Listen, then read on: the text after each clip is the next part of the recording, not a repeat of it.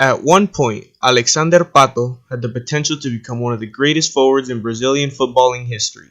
Back in 2009, he was considered, alongside Carrison, to be the attacking future of the Brazilian national side, and quite possibly the spearhead for their 2014 World Cup squad. So how did he go from surefire all-time great to being a decent player in a farmers league?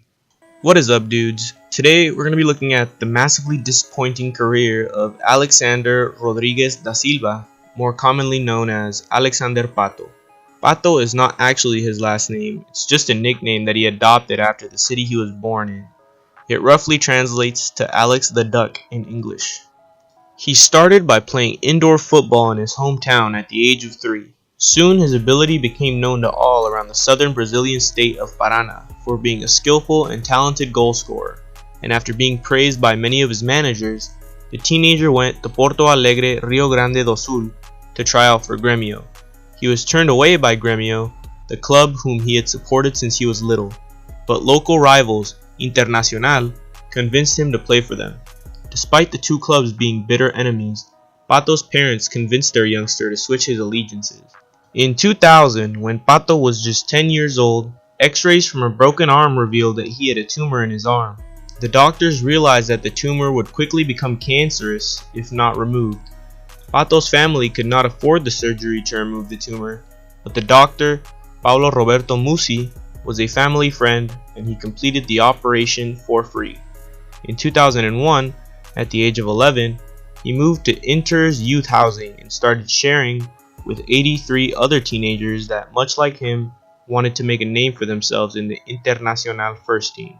In June 2006, at the age of 16, Pato was signed by Sport Club Internacional to compete in the Campeonato Brasileiro Under-20s, despite the fact that he was competing against players up to 4 years older than he was. Pato became the top scorer of the competition as Internacional's Under-20s defeated Grêmio 4-0 in the championship's final match. His first team debut finally happened at the Estadio Palestra Italia against Sao Paulo team Palmeiras for the Campeonato Brasileiro. Alexandre Pato met and surpassed any and all expectations set upon him as he scored his first professional goal within the first minute of the game.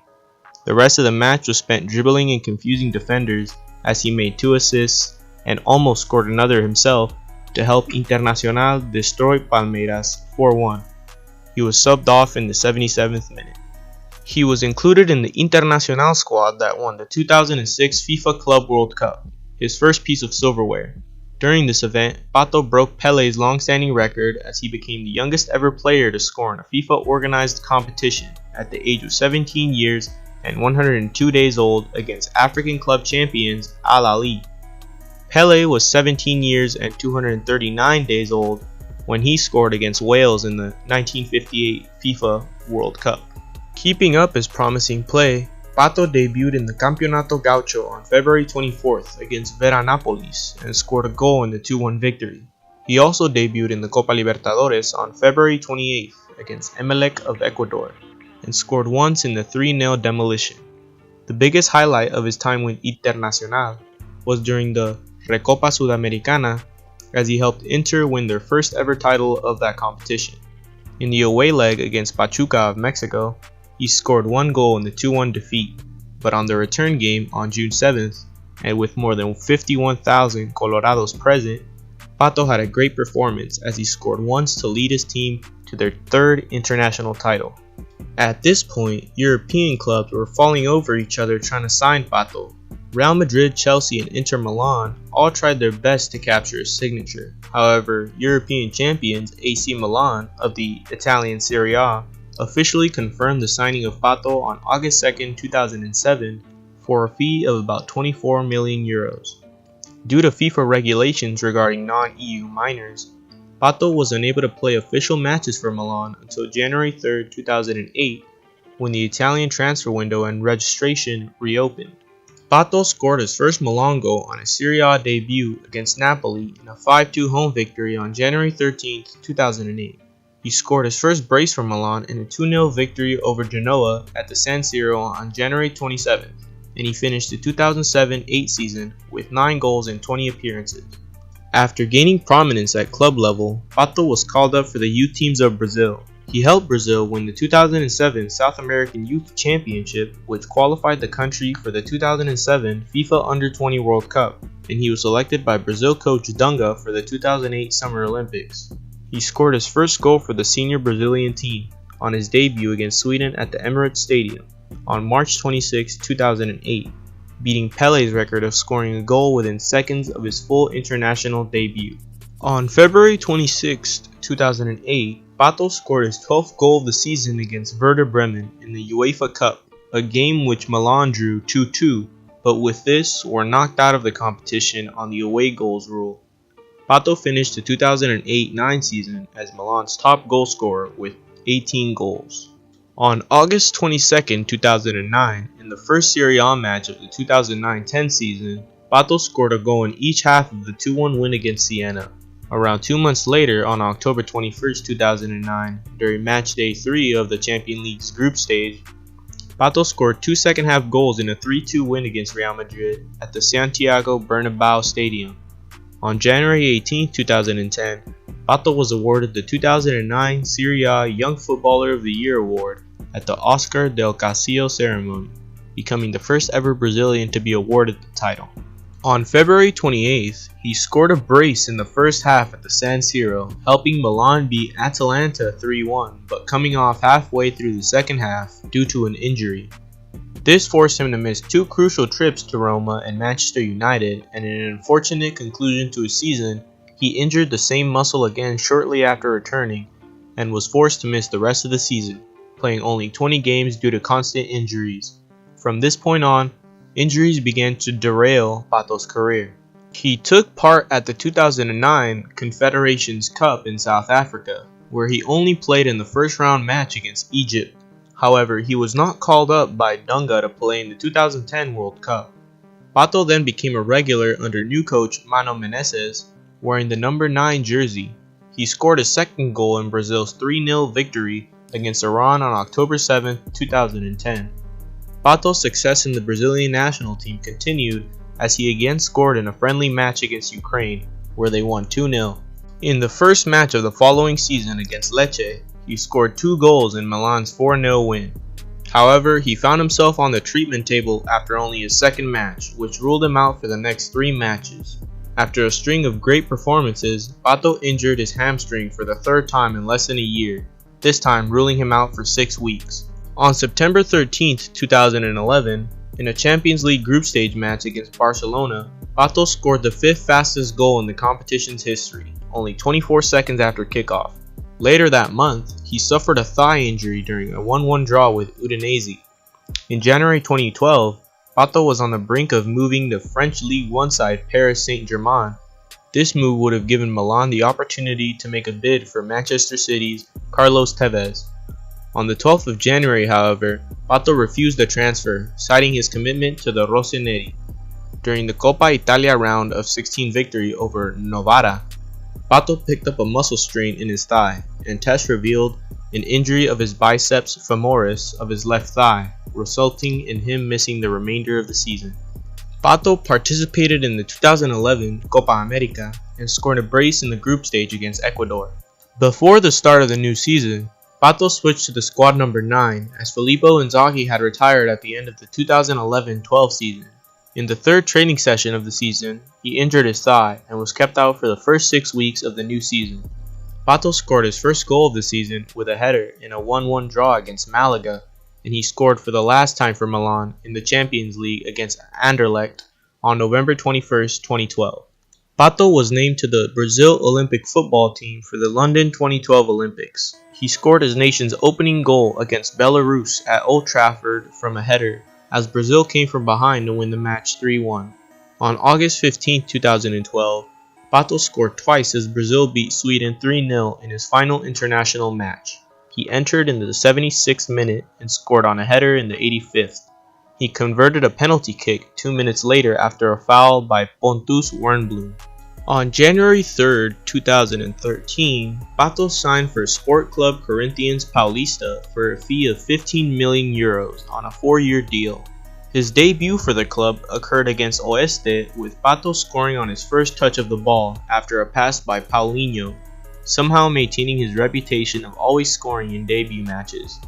In May 2013, Pato was criticized by fans of Corinthians after he missed 2 open goals against Goiás.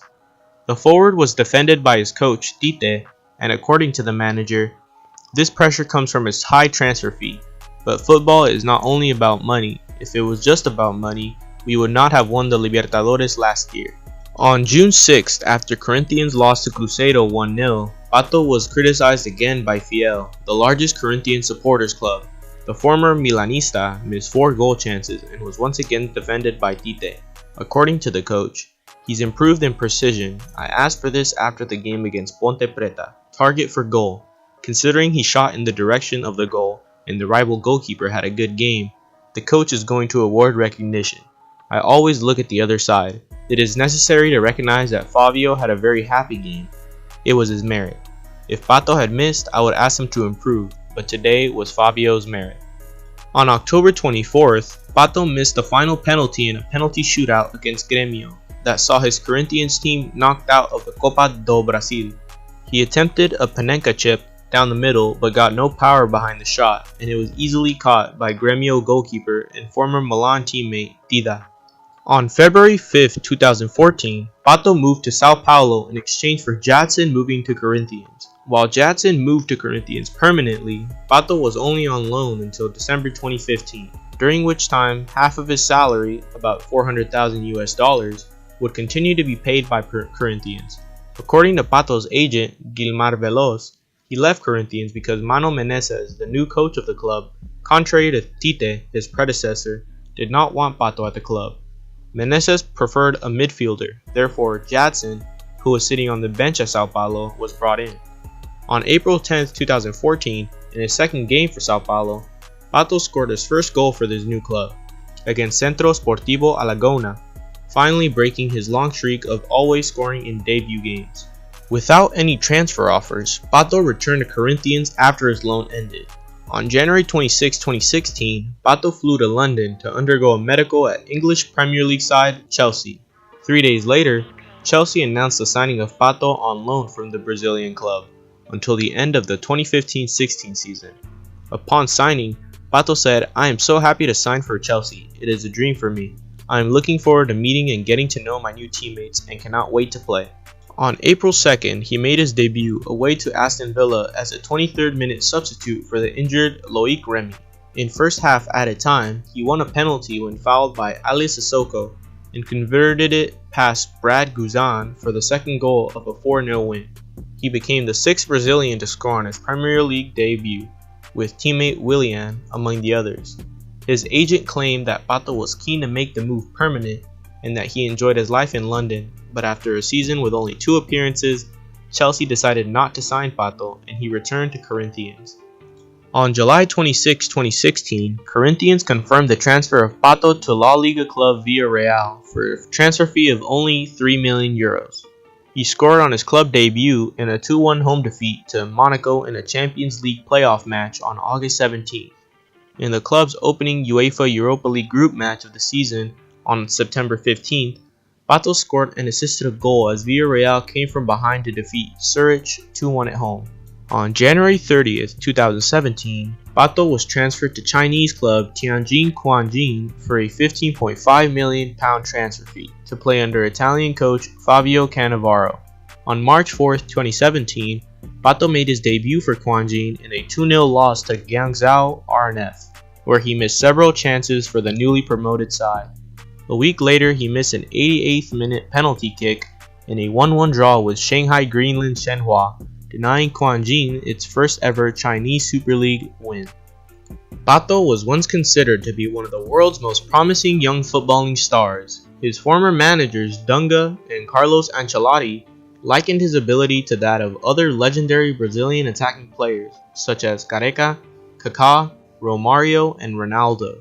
As his career progressed with Milan, however, he suffered numerous recurring injuries which affected his pace, fitness, consistency, and mobility, and which also limited his amount of playing time at a young age. He's always been a big party guy as well, which certainly did not help him keep his career on track.